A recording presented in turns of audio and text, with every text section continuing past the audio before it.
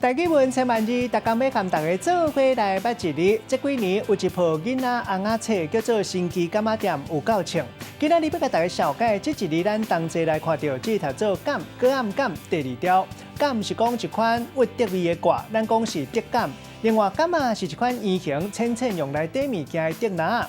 新北市瑞丰古早的旧名就叫做柑仔热，听讲是为一个姓赖的人伫遮开柑仔店。带大家做过来小解这两个词，头一个读做倒柑，也就是倒坎。一般伫咧台南较普遍听到倒柑。另外，古早用竹米仔编的笨车车，落尾用铝、轻银、阿鲁米或者是塑胶做的。因为现主时，大家若是物件食不完，拢会当冰里冰箱。倒柑就较安尼看。第二个词读做柑仔店，原来是安尼写，也就是十批仔店。头前讲到柑仔，就是竹米仔边一款圆圆浅浅的拿。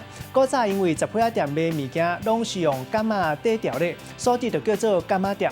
用一句话来举例，甲这两个词甲做伙。譬如讲，阮做囡仔时，上爱去柑仔店买糖仔饼仔，若是讲无食完，就放伫咧食饭倒，用倒柑嵌咧，才袂有好神来赢杯。也毋过即阵已经真罕咧看到传统的柑仔店甲倒柑啊。